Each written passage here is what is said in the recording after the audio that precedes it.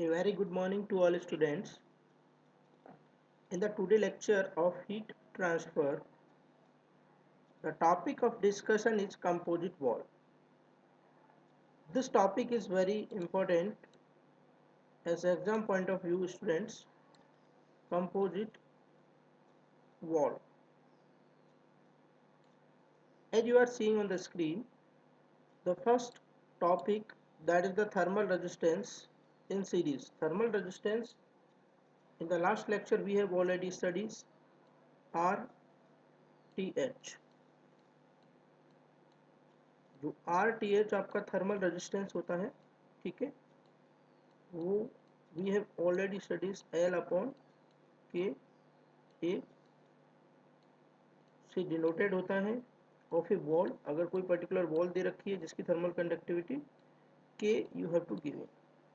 Okay, but if you have to give in a wall and there is a fluid of heat convective coefficient A and this particular area to which it is exposed A, उसका जो thermal resistance होता है students वो होता है 1/h into A.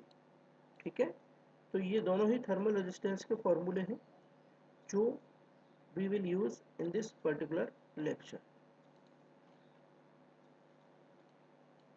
Now if we discuss about the thermal resistance in series. Thermal resistance को अगर we connect in series, जैसे thermal resistance in series, okay, then consider three blocks A, B and C.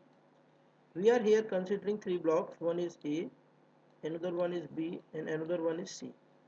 They are insulated on top.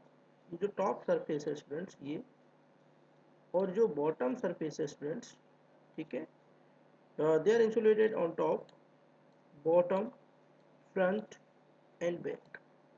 Top, bottom, front and back पर ये insulated है.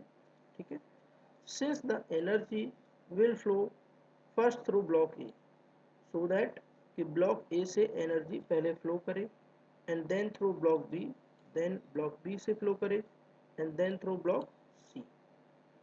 We say that these blocks are thermally in a series arrangements.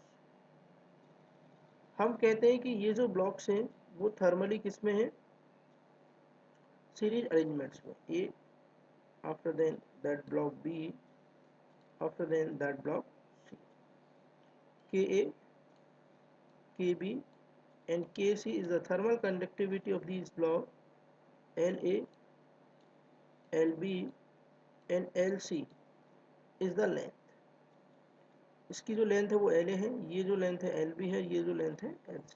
K, Kb और Kc, A, B, C.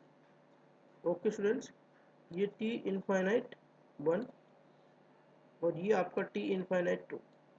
ये temperature है जो fluid से जो यहाँ पे फ्लो कर रहा है, जिसकी हीट कन्वेक्टिव कोफिशिएंट H1, इसका heat convective coefficient H2. Okay students, then this complete arrangement will be first converted into a resistance circuit. So here students, in this particular region there is a resistance.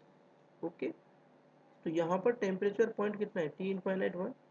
यहाँ पर T infinite 1 अपन ने set किया और यहाँ पर temperature कितना है? T infinite 2. T infinite 2 we have set both. Now this one, इसका जो थर्मल रेजिस्टेंस है उसको शो कर देंगे 1/h1 इंटू ए, पहला रेजिस्टेंस, और ये पॉइंट आ गया आपका ये पॉइंट. ठीक है, अब जो ब्लॉक ए है इसका जो थर्मल रेजिस्टेंस होगा वो क्या होगा? L by K A, as you know. तो L A length of this, के ए थर्मल कंडक्टिविटी है और इसका एरिया. अब दूसरा जो ब्लॉक है उसका thermal resistance similarly L B divided by K B into A. तीसरा जो ब्लॉक है उसका thermal resistance similarly L C divided by K C into A. And the thermal resistance of this fluid which is flowing here, मान के चलिए यहाँ पर कोई फ्लूइड फ्लो कर रहा है, ठीक है, तो उसका जो थर्मल रेजिस्टेंस होगा इस पर्टिकुलर रीजन का वो 1/h2 into A. Okay students, now the steady state heat flow rate through the wall is given, ये जो आपको दिखाई दे रहा है, यहाँ पर वी आर अज्यूमिंग दैट कि जो हीट फ्लो हो रही है आपकी QX, जो यहाँ से फ्लो कर रही है, जो हीट आपकी इस फ्लूइड से फ्लो करेगी वही ब्लॉक ए से, वही ब्लॉक बी से, वही ब्लॉक सी से फ्लो करेगी।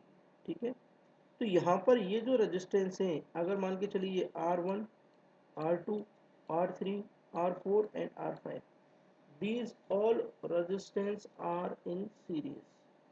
अगर रेजिस्टेंस स्टूडेंट सीरीज में कनेक्टेड होते हैं तो उनका जो इक्विवेलेंट रेजिस्टेंस होता है, ये आप ऑलरेडी पढ़ चुके हो। उनका जो इक्विवेलेंट रेजिस्टेंस क्या होता है, R1 okay plus R2 plus R3 and so on, and similarly इस तरीके से क्या करते जाते हैं, उनको ऐड करते जाते हैं। ओके स्टूडेंट्स, तो फर्दर आगे चलते हैं, यहाँ पर देखते हैं इनका इक्विवेलेंट रेजिस्टेंस किस तरीके से निकालते हैं। अब देखिए इक्विवेलेंट रेजिस्टेंस की जब बात कर रहे हैं स्टूडेंट्स, तो यहाँ पर देखिए T infinite 1 and T infinite 2, तो यहाँ पर देखो Q का जो फॉर्मूला आता है, देखिए जैसा कि आप जानते हैं V बराबर I इंटू आर होता है, V बराबर क्या होता है, I इंटू आर, और यहाँ पर क्या है, ये steady state rate of heat flow. ठीक है, steady state of rate of V बराबर I इंटू आर। देखो V इज इक्वल टू क्या होता है, I इंटू क्या होता है स्टूडेंट्स, यहाँ पर ये R। ठीक है, या फिर अगर इसको लिखें तो ये I इज इक्वल टू क्या हो जाता है, ये potential difference divided by R। ठीक है, जिसको we can write V1 minus V2 और अपॉन में क्या हो जाएगा ये R। अगर इसी चीज़ को, ये आपकी इलेक्ट्रिकल एनालॉजी है, इसी को इस थर्मल एनालॉजी से कंपेयर करेंगे तो I will be replaced here by QX।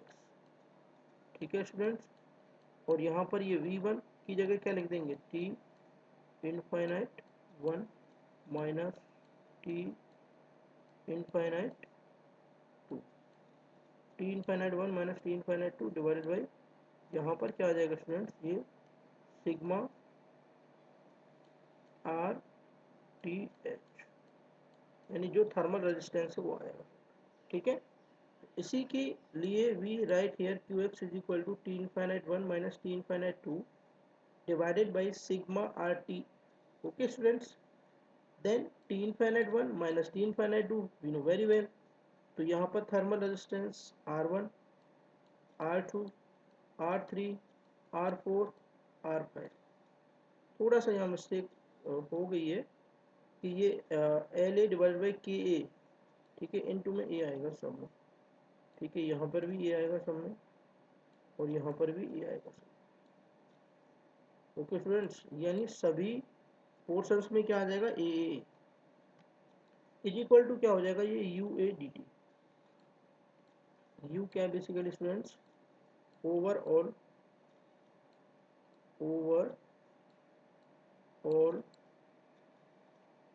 Heat transfer coefficient, heat transfer coefficient. A क्या है, टोटल एरिया, और डेल्टा टी क्या है, टेम्परेचर डिफरेंस। ठीक है स्टूडेंट्स, तो अगर यहाँ से U फाइंड आउट करेंगे, ओवरऑल हीट ट्रांसफर कोफिशिएंट, इन दोनों को आप कंपेयर करिए। देखो डेल्टा टी यहाँ से हो गया, तो UA की जो वैल्यू आएगी स्टूडेंट्स, जो UA की वैल्यू आएगी स्टूडेंट्स, ये 1 में ये टोटल आ जाएगी, आएगी कि नहीं भाई। अगर आप UA की वैल्यू फाइंड आउट करेंगे स्टूडेंट्स, तो ये जो वैल्यू है भाई, U is equal to 1/R total into E आ जाएगा। तो U की वैल्यू क्या हो जाएगी, इसको कंपेयर करोगे यहाँ से, A से डिवाइड कर दीजिए, A से डिवाइड करोगे तो ये 1/, ठीक है, H1 बच जाएगा, LA डिवाइड बाई K बच जाएगा, क्योंकि A से कैंसिल। यहाँ पर students I have already told you कि यहाँ पर क्या आएगा, ये LA बाई KA, A, यहाँ पर भी क्या आएगा A, यहाँ पर भी क्या आएगा, ठीक है, तो ये कैंसिल आउट हो जाएगा और यहाँ से you will get this one. Okay, तो ये आपका क्या है, overall heat transfer. Okay students, you will get overall heat transfer coefficient and further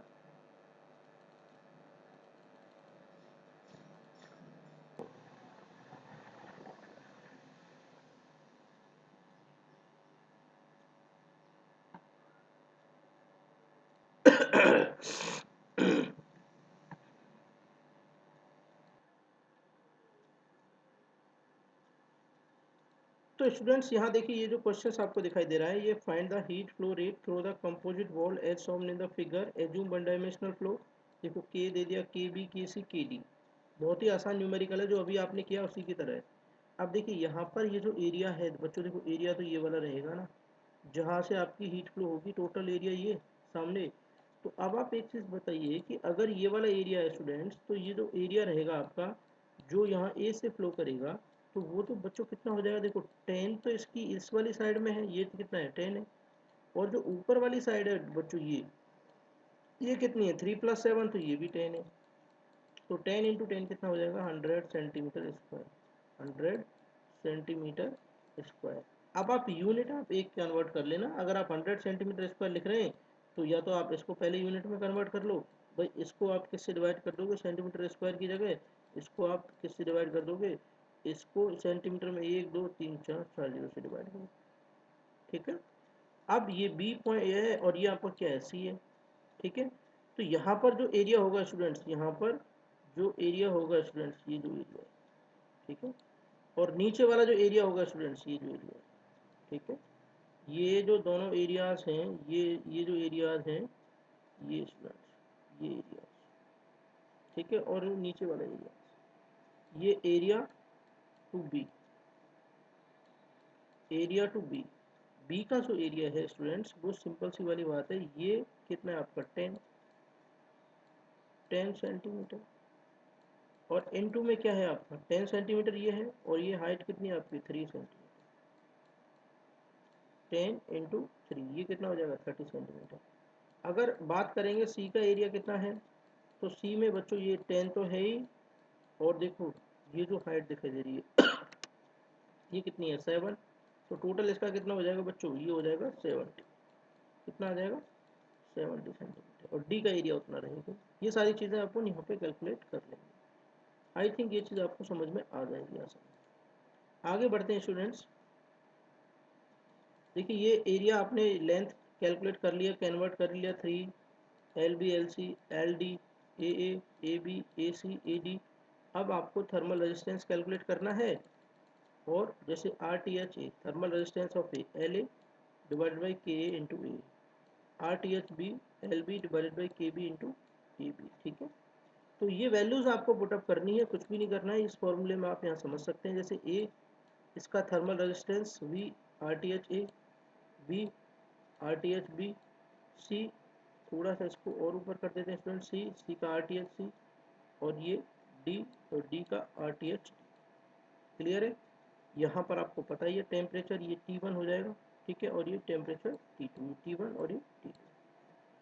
तो बच्चों ये जो RTH1 है, अब RTHB है और RTHC है, दोनों किस में है सीरीज में। तो जब ये दोनों सीरीज में है तो इनका ही ध्यान रखना है कि इन दोनों का इक्विवेलेंट थर्मल रेजिस्टेंस एक निकाल दो आप, पहले R1 निकाल लो मान लो, ठीक है।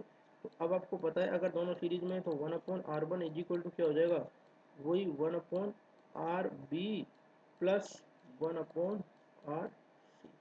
ये शॉर्ट में लिख दिया मैंने, ये RTHB RTHC इसको लिख दिया RB और RC। तो यहाँ से स्टूडेंट्स अगर हम निकालेंगे R1, अगर वो मिल गया तो इन दोनों की जगह क्या रिप्लेस कर देना है, R1 रिप्लेस कर देना है, और तीनों किस में हो जाएंगे फिर ये सीरीज में RTH1, और ये जो R1 है, और ये क्या हो जाएगा RTHD, और तीनों को क्या कर देंगे बच्चों, तीनों को ऐड कर देंगे, ठीक है स्टूडेंट्स। तीनों को क्या कर देंगे यहाँ पर, further we will add all these three.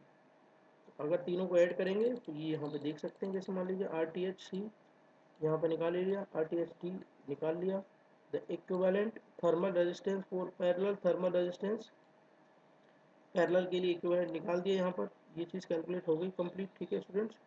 तो यहाँ पर ये चीज़ यहाँ से आप निकाल सकते हैं टोटल थर्मल रेजिस्टेंस, और Q की जो वैल्यू आएगी वो क्या हो जाएगी delta T divided by RT, ठीक है। तो ये जो फाइनल वैल्यूज आएगी आपकी, ये फाइनल वैल्यूज रहेंगी स्टूडेंट्स, ठीक है। Thank you very much. एक बार आप इससे गो थ्रू